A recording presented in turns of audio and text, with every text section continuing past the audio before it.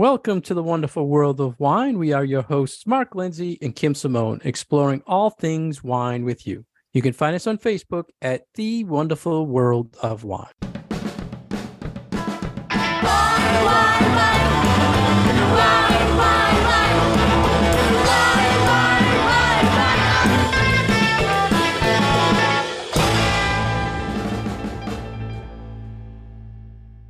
Hello again, everybody, and thank you for joining Kim and I today on The Wonderful World of Wine. How are you, Kim? I'm doing fine, Mark. How are you? I am doing great, Kim. Thank you. Today we're going to talk about the 2023 wine trends that people think. What's going to happen this year in wine? And last week we reviewed the 2022 predictions, if they came true or not. We'll talk about trends that should be predicted to happen this year. And then, of course, we'll have to next year review these trends and these topics. Mm-hmm. The first article, Kim, we want to talk about, we had many people came up with their own little spin on what's going to happen, was VinePair saying trends we should leave behind that happened in 2022. They mentioned first off healthy booze, and healthy or low-cal was trending supposedly in 2022. And they're saying, let's not do that this year. What did you think about that take, Kim? I mean, my opinion has always been that healthy, quote unquote, wine, if you're removing calories or removing carbohydrates or doing something to it, you're really messing with that wine.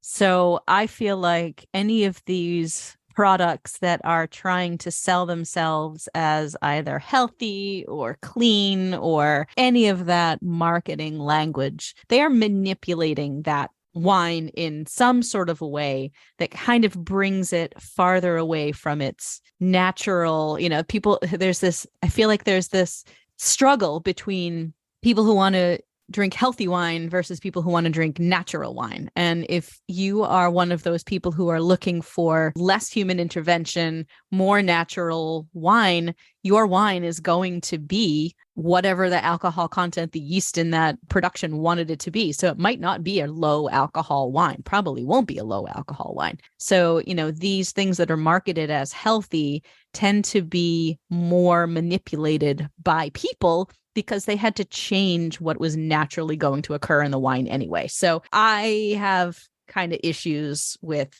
these sort of gimmicky products out there that are trying to tell people that, you can drink this wine and it's better for you. I'm kind of the, it's the reality that, yeah, alcohol in maybe small doses, has some benefits to you, but be aware that it also does other things to your body. So I'm not on board with the healthy booze right. trend I agree at with all. you. Like, just be responsible. Yeah, I agree. And I say leave behind the marketing and the the false things and do focus on health. In this article, they were saying that alcohol can never be healthy. So don't think it is, and stop giving in to, they wish that the companies would stop duping customers with this low-cal, low-sugar stuff. But I wish they would have put it another way, but think healthy, but don't fall for that healthy thing. I think maybe we should leave that behind. Just eat more vegetables. Yeah. Just eat more vegetables. Grapes count. So grapes. So the other drinking thing wine does not count as your daily serving of grapes. I'm sorry. There's enough jokes about that. Another trend they said to let's leave it into last year was that celebrity drink advice. And we mentioned that it was a trend in 2022 where people will be influencing and partnerships with celebrities and wine products and liquor products. This is not going away anytime soon. Oh my God. And I think the first of the year, I saw Tom Hanks' drink was trending. He mixed, you'd hate this, Kim, but I think he mixed champagne with Coke or something. It was like disgusting. But anyway, Tom Hanks did it. So everyone is trending, and that type of stuff never going to end. So yeah. But I agree. Let's please leave that. We can keep it on the back burner. Yeah. Now let's talk about all these articles with things they said what to expect in 2023. VinePair again was saying due to the economy, wine sales will be slow this year. But last year, consumption, they said, was down 1%, which I think is actually interesting because we drank like crazy coming into last year. So if it only dropped 1%, I don't think that's a lot compared to what was happening the years before. Do you think the wine sales will be slow this year? I think that wine sales could be slow only in regards to if the economy keeps doing what it's doing, people just have less income to spend on things that are considered not a necessity. And for a lot of people, that is a pleasurable bottle of wine to go with your dinner. So I think that a lot of this will be tied into restaurants. And if people stop going out to eat because maybe their budgets are a little tighter, then I think that wine sales will be tied to that, obviously, because they do kind of go hand in hand. I feel like we've been watching for a number of years this sort of trend of drinking less, but drinking better that had been derailed a bit because of the COVID pandemic.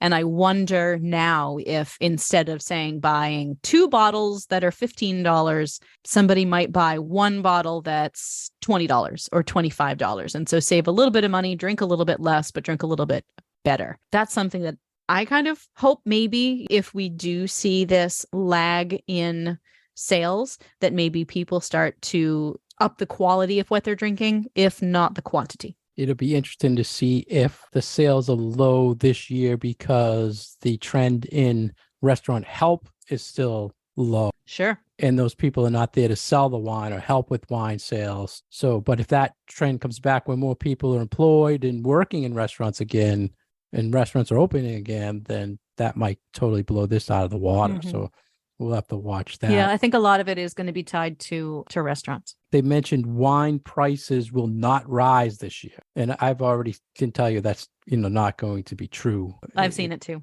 Yeah, they're going to go up. It's just the economy. Everything's going up. Glass is going up. Corks are going up. Shipping's going up. Gas is going up, right? So I don't know why they even mentioned or how they even justified saying that. And they said not much. What's not much? Mm-hmm. $1 to $2 a bottle to me is a lot. So we'll have to keep an eye on that.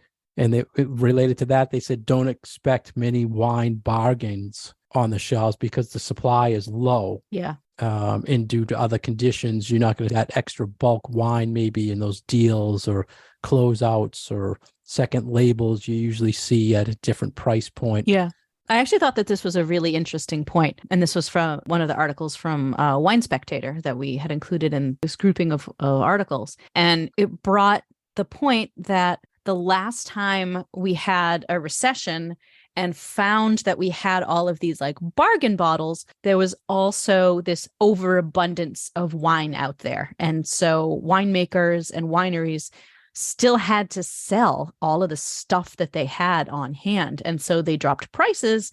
And so there was this, I don't want to use the word glut because it was, but it wasn't. There was all of this availability of less expensive wine out there that people, bought up at lower prices, and that was a good thing, I feel like, kind of for everybody, because the wineries needed to move it and people wanted to drink it and it was less expensive and kind of all worked out. But what they're saying is that, well, we're not in that situation right now. There isn't this overabundance of inexpensive wine in the market, and wineries will continue to sell what they have at the prices that they want to price them at, and not this like bargain basement pricing. So it's an interesting difference from the last time that we had a bit of a recession. Yeah, they mentioned the supply being low because of weather, fires, etc.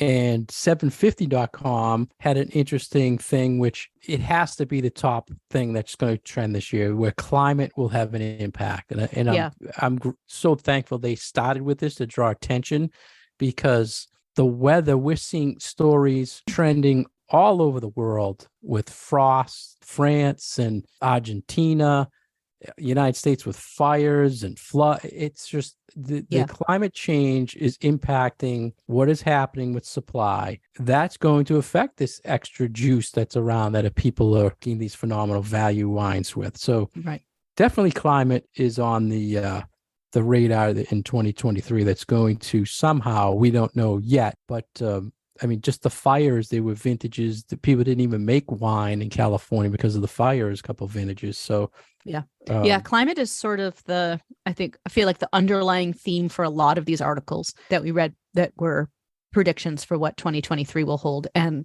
for some of them, I feel like it's not necessarily specific for 2023, but more of a view of, hey, this is what's to come. We're going to see changes in grape varieties, new grape varieties that are coming into the market that are more able to withstand either more rain or less rain or higher heat or colder winters, or just it's a lot of the science that is going on in the wine world right now is about how do we deal with these changes in the climate. And I think that that is something that the wine industry kind of overall has understood and realized, and now are making changes so that we will still have an industry in 50 or 100 years. So I feel like on the one hand, it feels sort of dire because it feels like there are going to be all these changes. But on the other hand, it's like, well, we will adapt and there will still be wine to drink. It just might not be what we're used to. Right. And they followed up with that saying, because of the climate, for instance, the California fires and the issue in Burgundy with climate, people are going to look at these other regions that they might not have looked at before, like Virginia or the Finger Lakes. And in France, instead of Burgundy, they're going to look at the Jura or Savoy or Chinon, right? In Italy, more the coastal part of Tuscany, and more Italian sparkling than maybe French sparkling. Or so it's going to higher elevation places. We're already getting red wines from Germany, sparkling wines from Southern England, higher elevation places in South America. There's all of these changes that are happening, new grape varieties that are being developed and grown, frankly, like around here. So, I mean, there's a lot on the horizon that I feel like is going to be good. There's still going to be tasty wine out there to drink. It's just not going to be what we were drinking in 2000. And there's people hurt by the climate, and there's people that are being helped by the climate because they can grow things they could never grow before, or things are growing better because their climate is getting better. Mm-hmm. And they mentioned indigenous or hybrid grapes will be more popular because of the climate change. So there's going to grapes that can survive that couldn't survive because of the climate change is now better. So yeah, I thought that was an interesting point they brought up. You're going to see good things because of climate change as well. It is sort of a silver lining.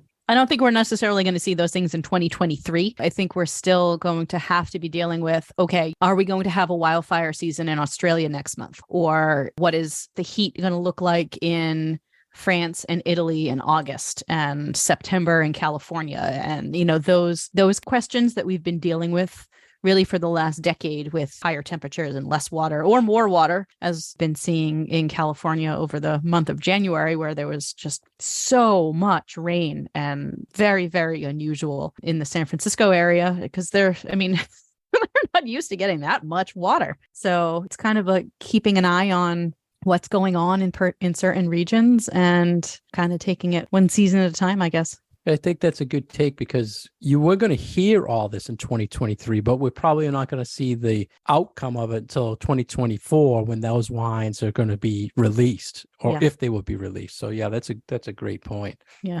At 750.com made one other point that said people will care more what they're drinking than the value of what they're drinking. So I guess they want to know what's in it and don't care if they're paying a little bit more for what's in it. Is that kind of how you took that comment? Well, I think this goes back to the comment that I made in our last show about different generations have different values that they're assigning to wine. And you can talk about natural wines as not just reflecting, well, what am I putting into my body, but how is it impacting the environment? How is it impacting the people who are growing it, the people who are making it? And I think that this plays into this. And now that I've had more conversations with the generation younger than myself and talk about what is important to you that determines what you're going to buy and what you're going to drink, I think that it really does have meaning that a whole swath of the wine drinking public is saying, yeah, I would rather either drink something unusual that I know is sustainable, or, it doesn't matter to me what the score is. This whole thing with number scores are much less important. And it's more about, is it real and is it authentic? And did I get a good recommendation from somebody that I trust? The whole communication and the whole, what is the value that you place on this wine goes beyond the label and beyond just what it tastes like, and incorporates kind of these other factors as well. So I think that is very interesting. Do you think there's more consumers that look at something of value to them when they're selecting a wine, or more people consuming that just buy something to consume? I think it's both. Yeah. I don't think that it's a matter of more of this or more of that. I think it's more that things are changing. So I think as there people are thinking a little bit more, you think, Huh? when they're, I you think believe people so. are thinking, putting more thought into the And process? especially younger people, Yeah. up to the age of like their late 30s, I think are putting more thought into it and not just going with their favorite brands. Yeah.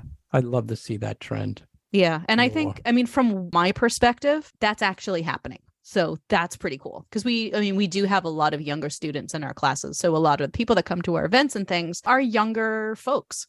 And that's been I think it's been a positive for me to see that there is this curiosity in younger wine drinkers for things from other places or different grape varieties. And it makes me feel optimistic about we're going to really have to change what people think about grape varieties and blends. And hey, this is a hybrid grape made from such and such and such and such over the, the next few decades. So I think having a group of wine drinkers who are coming into it with an open mind is only going to make it easier to be able to change things dramatically when we get to the point of having, Bordeaux that doesn't actually have any Merlot in it, but it's got, these other grape varieties that are more resistant to whatever the climate in Bordeaux is going to be in a few decades.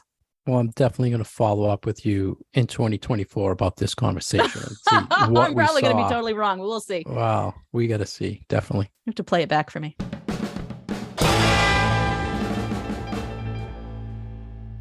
You're listening to The Wonderful World of Wine, and we are your hosts, Kim and Mark. You can find more information about Mark on his website, franklinliquors.com, and you can find more information about myself and my classes at Commonwealth Wine School. Thank you for listening to us today on The Wonderful World of Wine. Mark and I are talking about trends that we perhaps will see in the world of wine the year 2023, which we have just started. And I've got a number of articles that you have brought to my attention that the prognosticators are telling us what we may see in the upcoming 12 months. Yeah, everybody had an opinion, right? Just like we do, because we have opinions too. Yeah, everybody has an opinion. If we only knew. Yep. Well, we'll know in a year. Yep. So what next, Kim? 750 still had a couple things, right? The once again, no and low alcohol will be on the shelves more, which we talked about, and we're hitting that one over the head. And yep, they did mention there was a line in here that they said the craze in bubbles hasn't abated, and we spoke about that in our previous show about what happened in 2022. That sparkling wines were as hot as ever. Yeah, and I'm hoping champagne you can find it a little bit more, and the prices kind of stay okay. But I think that Prosecco thing again is just going to crush that. But it's all good bubbly news for you, right? That's right. I'll drink it. And as long as it's got bubbles. That'll probably lead to their next point. They said premium wines will stay strong, right? But yeah, consumers will be drinking less, but better, which is a good thing. I mean, that could mean staying away from maybe the bigger brands or the everyday value wines and stepping up and discovering other things like you mentioned. If they discover something else, other regions, it could lead to drinking a little bit better. In my opinion. I think this was taking a different take on that it was more like the gap between the wealthy and the not necessarily wealthy is widening. The wealthier wine drinker is still going to drink the good stuff. Exactly. Yeah. And that those prices may still go up, but that market will remain extremely healthy because now those people have more money to spend on fine wine. So the rich wine drinker, instead of stocking 2 cases in the wine cellar, might only buy. Yeah, I don't think we ever have to worry about the the really rich wine drinkers. They're going to get what they want to get, and those wines will continue to sell out. There's always more demand than there is supply for the Romanée Conti. I'm always looking at the let's get away from the bigger stuff and support the little guy type of thing, but it never happened. They mentioned use of technology to drive sales will increase in 2023 for wine. Yeah, this must have appealed to the tech guy in you, huh? Yeah, well, This is I get so discouraged with this because like the geeky me, I love to try different things. Yeah. It doesn't stick, and I throw them against the wall and they fall, and You mean nothing as far as with sticks. your customers? Just as far as I think technology, I just don't see what they're saying, that people scanning QR codes or seeing more QR codes on a label so you can get the information, that type. I just don't see interest in it. Do you see it on your side, or? Well, I think again it comes back to who's your demographic. Yeah. What age group is shopping at your store? Let me ask you this. When you have a class and it's a younger, everybody's younger to me more than you, but as the younger generation using more technology in classes for notes, or are they looking at, say, a phone and telling you something, a text sheet that they looked up, something Yeah, sometimes. yeah. So you Yeah, are the seeing a the little, use of like scanning QR codes and things like that yeah, you are seeing it. that's been something that we have started doing at the school because it made sense and it was easy for us and it was more environmentally friendly than, printing off a whole bunch of paper. Just have a QR code and people Right. can read the stuff on their phones. So we actually have adopted that technology because Yeah. it just makes sense on so many levels.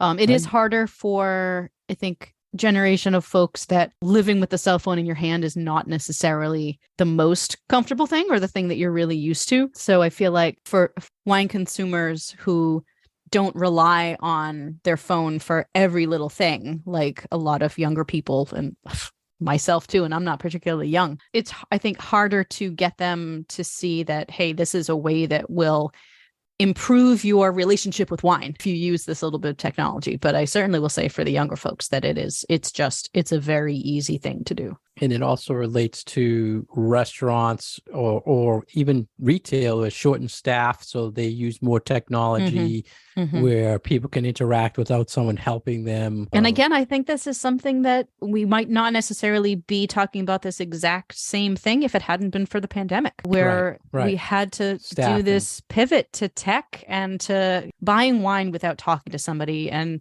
people on the other side of the industry selling wine without being able to have anybody taste it. And we had to make all of these little changes. And so I think that experience for all of us feeds into how are we using technology now for wine, now that we're kind of on the other end of it. They also mentioned technology for better websites, which we deal with this all the time. We go to research something and you just find a site that's just horrible. Oh, it's so frustrating. It's right? like, no, you should have a good website now. Like, haven't we learned?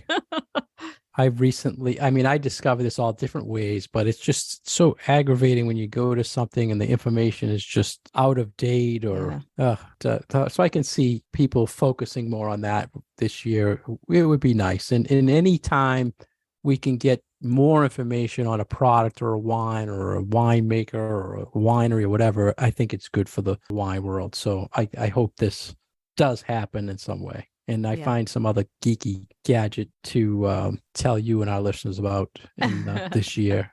And I do have a gentleman we have to interview soon who does an interesting QR code thing that hopefully we can bring to our listeners soon. Okay. So. What else, Kim, for 2023 article trends would you like to go to? What next? So I think we do need to, I mean, we mentioned it a little bit with sort of the income gap, and where wealthy people will be able to always buy the type of wines that they want. But I think that we do need to be aware that there probably will be this dip in sales for the year. And I know that we don't like to say, oh, wine drinking is down for a particular year, but I feel like that's something that we need to be prepared for, that that'll be the reality of our 2023, not just as far as sales numbers go, but amount of money that people can spend on wine. Because, I mean, we need to realize that for a lot of people, wine is it's an extra little pleasure. It's not a necessity for everyday living. Kind of feels like a necessity for everyday living for me, but that's just me. So have you adapted or thought of anything this coming year, how you're going to adapt education towards that? Because I have already, my first thing of the year is like a value wine class. That's a really good idea. Because I find the first year, like you said, everything's hitting us hard. You're paying off, these holidays just ended. Yeah. So tell me what's a good $10, $15, that's kind of where I'm trending. Yeah. Earlier in the year. It's funny because sometimes when I do private events, that's one of the things that people want to talk to me about. Like, talk to me about why a wine costs what it costs and how can I drink good wine without having to spend so much money. Right. That's a really good idea for a class. I'm going to steal that. Yeah, steal it. Thank you. That's the toughest thing for me as a wine buyer every year, having price points for people for selection and finding things in that price point that I think should be on that shelf at that price point. And it's getting harder and harder every year. I mean, I'm tasting more and more and being very selective to give people that option if you don't want to spend a ton of money, but I want to give you good quality for that money. Right. And it's harder and harder. What about point, Kim, they mentioned critic scores will be important. Critic reviews, I think they said would be important, but the scores less important. Yes, not so much about the scores. Right. And So we've not been doing the this. Number. We've been doing this show for a really long time. And I feel like when we started it, the number was still important. Right. And that has changed. I don't see nearly as much of an emphasis on what was the score that this wine got. I certainly don't have any conversations about it at work, honestly. And for our you listeners, probably do because you're in a slightly different, situation than I am. No, but it's a good thing about less? For our listeners. The score is when you see, this is a 90-point rated wine or 100-point. And the good thing I think about the scores, it's an easy thing. Okay, someone gave it a 90, right? But it's who gave it a 90 doesn't mean you're going to like it just because that person liked it.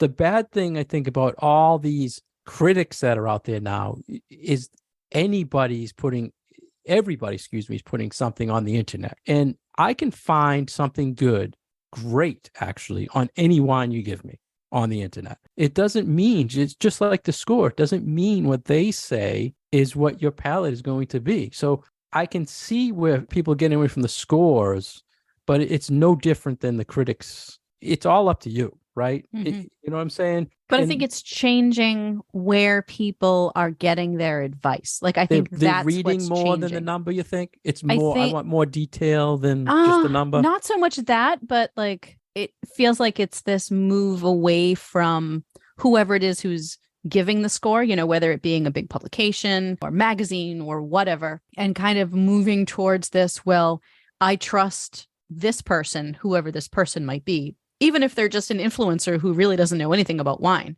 Yeah. But moving away from that number, and maybe a lot of it has to do with that willingness to explore new things. Frankly, I feel like a lot of wine scores benefited certain traditional styles of wine and not necessarily others. So I think it's very interesting that in the last few years, this idea of the value of a number score for a certain demographic of people really doesn't have much of an impact anymore. Yeah. Well, we'll see. I don't know how we can really. I don't know. Yeah, I don't know how we measure that right. for the upcoming year, but I think that's more of like a long-term watch and see what happens. And maybe scores aren't front and center on tasting notes or shelf talkers or things anymore. I don't know. And I mean, we've covered a lot of different things they think are going to trend. Now, Kim, I want to talk about our predictions for 2023. Did you have anything that you feel will trend this year? I'm hoping that it's an embracing of new wine regions and new wine countries. Like, I'm very excited about some things that I'm seeing from Central and South America, which I hope will start to be on people's radar, also from Eastern Europe. So it really does seem like in the last couple of years, there was sort of an inkling of, hey, there's these wines from countries like Hungary and Croatia and Georgia that are interesting and are kind of starting to be on people's radars. And now I feel like there's more awareness of those wines. So I'm hoping that will be one of the things we see this year is uptick in understanding and market share of kind of these wines from places that people haven't necessarily purchased wine from before. So more but I also feel like there's this kind of blurring of styles sometimes. Like I would like people to start talking a little bit less about grape variety and more about like what is the style of wine that they want to drink. Do they want light and crisp? Do they want bold and tannic? That kind of thing. So those are my hopes, I'm going to say, Yeah. for 2023. Not necessarily. Yeah, it's all about discovery, right? I mean, discovering the style you like, discovering other regions. It's all how you help people with education and different class ideas to draw the attention to these things that you want people to pick up on, correct? I mean, that's what it's all about. Absolutely. And that's something that we try to do a lot of at the wine school, not necessarily through our certification programs, because a lot of those are a little bit more traditional, shall we say, but a lot of I like to call them the quote unquote fun stuff that we do, but we do a lot of interesting things. So I hope that we can get some of these new areas or new grape varieties or whatever in front of people, and then be a catalyst for what people are looking to find in retail or in restaurants. Right. Set the trend. Set the Right? trend. Exactly. Set the wine Trendsetters. trend in this city. Yeah. Yeah. What about you? Well, when we were talking about the show content, I wrote this note down so I wouldn't forget it, because you know me. And I'm excited to ask you about this because I need to know your opinion, because you're a big beer person, a big beer educator. Mm-hmm. What have you noticed about the trend in beer? Oh, Because I'm hoping it relates to okay. what I want. So I am hopeful that, we kind of went through this trend a year or two ago where like sour beers started going like way off the rails, where they got like really sour and unpleasantly so. And I like high sour things. And I felt like this was like over the top. I'm hoping to see that sour beers start to draw in the reins a little bit, pull in the reins. What's the phrase? Yeah. And that we don't have so much aggressively sour stuff in the market. I like the trend in hazy IPAs, New England IPAs, where it's more about the flavor and the aromatics and less about the bitterness. And I don't know if that's just because that's my particular style, but it's nice to have something that gives you the full characteristics of hops without necessarily the bitterness. So that's a trend I'm very happy to see in beer. I don't know where you're leading me to, but those are a couple of my thoughts on beer. You walked right into what I was hoping you were going to say. But I didn't. So, no, I want to relate that to wine, of course, but craft versus big production. So, what craft you beer mentioned still is all craft beer production. Budweiser, Miller, Coors is not making a sour beer that you're going to probably purchase, right? I mean, and over the years, as your beer palate has matured, have you gone away from domestic big brands to craft, more small craft brands? Yeah, because I was never much of a big brand beer drinker anyway, with the exception of something like Blue Moon, because I like wheat beers. So like that was my starter wheat beer, as it was probably a lot of people's starter wheat beers. But I've never really been a big, unless I'm at Fenway Park, I'm not going to be buying Budweiser. Right. Well, same with me. If I'm out in Foxborough Stadium, I'm drinking wine in a can, but I'm still drinking wine, right?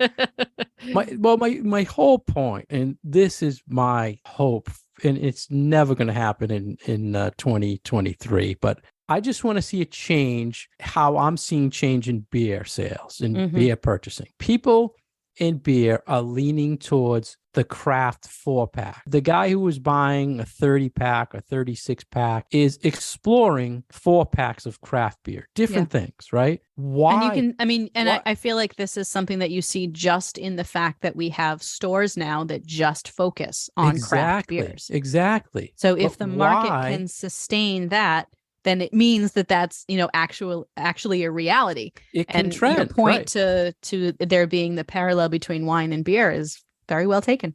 But it doesn't happen for wine. You know what I think? Happening. You know what I think one of the problems is too, is that wine consumers don't know that they are drinking the Budweiser of wine. Yeah, and they think that they are drinking a small handmade bottle of wine, when in fact there are like 3 million cases of that wine made. Is it easier to deceive in the wine world than in the beer world? I think there are different.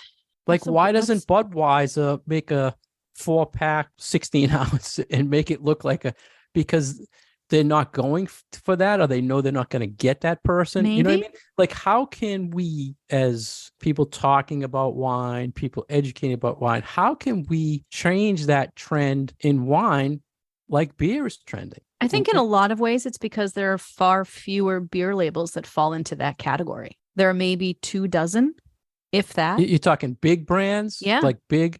Yeah. Well, the biggest producers of beer are the big guys, right? Right. It's almost like the same percentage beer, as in wine. There's the big guys, and then there's the little guys. But I think and there's a more marked differentiation between the big guys and the little guys when it comes to beer. And that line is a lot hazier when it comes to wine. Yeah, that's my whole thing, is to just hopefully eventually the trend in wine, people start knowing there's that craft wine. Yeah. I guess that's my main thing, Kim, is like, for our listeners out there, there's craft, small production wines that are great values, great quality, just like in beer with your craft beer. And there's different styles, like your sours and your session and your double IPA. The same thing with wine. If you think of the grape varietals, it's the same as beer styles. And people know, like, Kim, you like a certain style of Right. sour beer. And I just wish it trended. People would learn wine that way, to know, I like Chardonnay. I like unoaked Chardonnay. I like Chardonnay from wherever, Chile, whatever, to be more like that beer person. And maybe it will. Hopefully, that's what I like to see. That's I like it. my goal.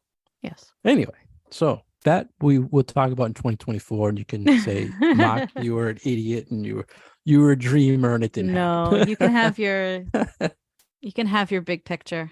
But I think I'm you not got gonna- my point. I hope did. the listeners did Yeah. too. And I think that's all we're going to cover for this, right, Kim? I mean, I think so. our Yeah, that's predictions all and we had to everybody talk else's about for- predictions. Yeah, predictions for 2023, and we'll just keep going at it, see what happens in the next 12 months. We'll review it.